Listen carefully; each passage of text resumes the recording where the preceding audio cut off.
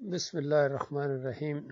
آج دنیا میں شاید ہی قرآنی توحید یعنی وہ ایمان، وہ عقیدہ جو تمام انبیاء کی بنیاد رہا ہے، تمام انبیاء کا ایک ہی دین کہ اللہ کے علاوہ کوئی معبود نہیں، لا الہ الا اللہ، اللہ کے علاوہ کوئی پکارے جانے کے لائق نہیں، کوئی نظر و نیاز کے لائق نہیں، توکل اور بھروسے کے لائق نہیں، واسطے وسیلے کے لائق نہیں، رکوع اور سجدے کے لائق نہیں، کوئی نہیں ہے مگر وہ صرف اکیلا ہے۔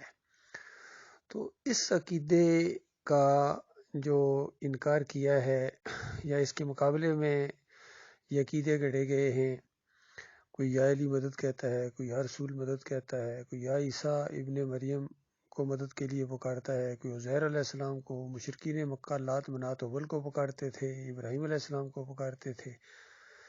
ہر طرف یہ پکاریں جو ہیں یہ غیر اللہ کی، یہ بالکل شرک ہے اور اللہ کے دین کا مذاق ہے، کلمے کا انکار ہے، بلکہ کلمے کے ساتھ غداری ہے۔ تو جہاں رافضیوں کی یہ بدعقیدگی ہے اور انہوں نے پوری تاریخ کو بدلی کر دیا، پورے عقائد کو بدلی کر دیا، دین اسلام کے مزاج کو بدلی کر دیا، صلاۃ کو بدلی کر دیا، سلام کو بدلی کیا، صحابہ کی ترتیب کو بدلی کر دیا، انہوں نے مسخ کے رکھ دی ساری تاریخ انہوں نے۔ لیکن یہ ایک ویڈیو آج ایک کسی یہ رافضی کا سامنے آیا ہے کہ یہ بات بالکل وہ سچی کہہ گیا ہے، یہ ذرا اپنے کانوں سے سنیے۔ قرآن پڑھانے کے پیسے نہیں لے سکتے، جو اس وقت بہت بڑا کاروبار ہے، آن لائن کاروبار بھی ہے اور آف لائن کاروبار بھی ہے۔ قرآن پڑھانے کے پیسے لینا نہیں لے سکتے آپ، یہ واجبات میں سے ہے۔ تبلیغ کے پیسے نہیں لے سکتے، جو کہ تبلیغ علماء کے فرائض میں سے ہے، فریضے کے اوپر پیسہ نہیں لے سکتے۔ اگر کسی نے کہا تلاوت کرو اور 10,000 تلاوت کرنے کے، پھر اس کے بعد مجلس پڑھو 1,00,000 مجلس پڑھنے کا، یہ تو فریضہ ہے آپ کا دین بتانا، اس کے پیسے نہیں لے سکتے آپ۔ تبلیغ دین کے پیسے نہیں لے سکتے، اگر لیں گے تو کیا ہوگا؟ یشترون بہ ثمنا قلیلا، یہ دین فروشی کہلائے گی۔ ثمن قلیل کے بدلے میں، حقیر پیسوں کے بدلے میں دین خدا بیچنا ہے تم نے۔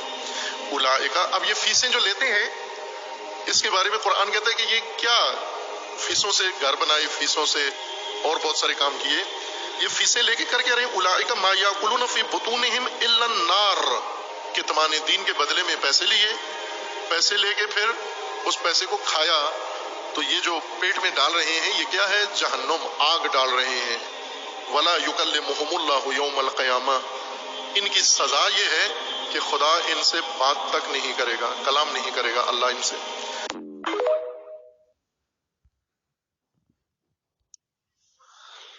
بالکل سچی بات کر گیا ہے، اور ہے یہ بہت بڑا قذاب، مولوی ہے، بدعقیدہ ہے، رافضی ہے، لیکن یہ بات بالکل سچی کر گیا ہے، بالکل اسی طرح جس طرح ابو ہریرہ رضی اللہ تعالیٰ عنہ کو شیطان نے یہ بات بتائی کہ جو بھی آیت الکرسی پڑھ کے سوتا ہے میرا اس کے اوپر زور نہیں چلتا ہے۔ بعد میں انہوں نے نبی علیہ السلام سے اس کا ذکر کیا تو نبی علیہ السلام نے کہا کہ ہے وہ بہت بڑا جھوٹا، فریبکار، قذاب، لیکن یہ بات تمہیں سچی بتا گیا ہے۔ تو اس سے یہ ایک اصول نکلا کہ بڑے سے بڑا شیطان بھی سچی بات کر سکتا ہے۔ تو ویسے بھی دیکھیے، خالی ریت کا پلستر کبھی نہیں ہوتا ہے جب تک ساتھ سیمنٹ نہ ملایا جائے، خالی ریت کا پلستر نہیں ہو سکتا ہے۔ اسی لیے خالص جھوٹ نہیں چل سکتا ہے جب تک بیچ میں سچائی نہ ملائی جائے۔ تو سچائی اور جھوٹ کو ملا کے یہ لوگ جو پیش کرتے ہیں یہ بہت بڑے فریبکار لوگ ہیں۔ بہرحال یہ اجرت، دین کے اوپر اجرت، یہ بالکل ناجائز ہے، حرام ہے۔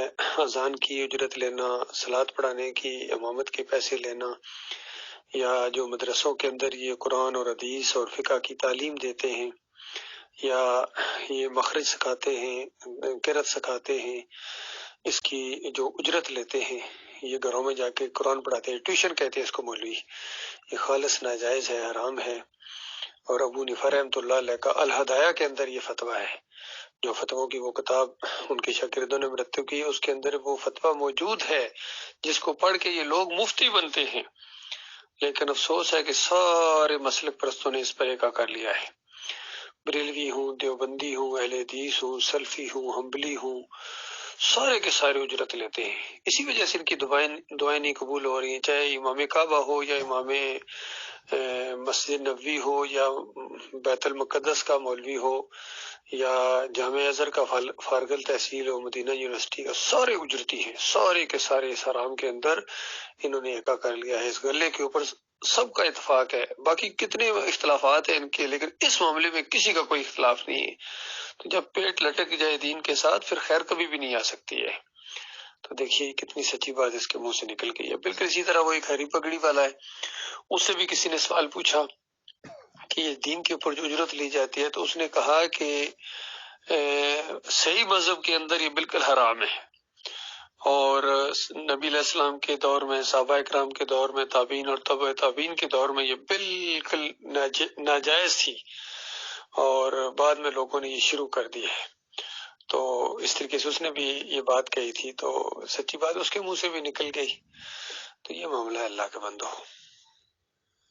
اسی طرح الہدایہ کا جو فتویٰ ہے اس کے حاشیے پر ان مولویوں نے لکھ دیا کہ مقدمین میں تو یہ حرام تھی، یعنی ابو حنیفہ رحمۃ اللہ علیہ تک تو یہ حرام تھی، لیکن متاخرین نے اس کو جائز قرار دے دیا. متاخرین یعنی بعد میں آنے والے مولویوں نے اس کو جائز قرار دیا ہے.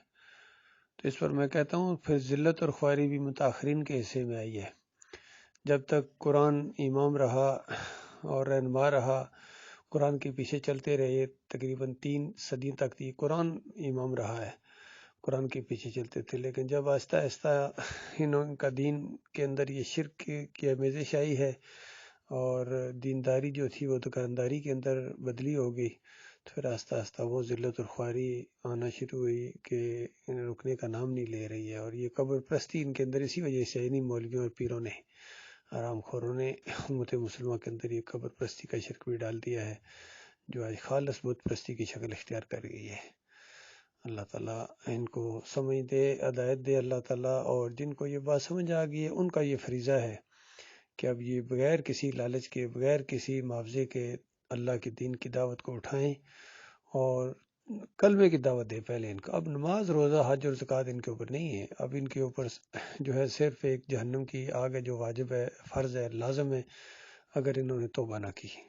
تو لہٰذا جب تک ایمان خالص نہیں کیا جائے گا تب تک کوئی خیر امت کے اندر نہیں آ سکتی ہے.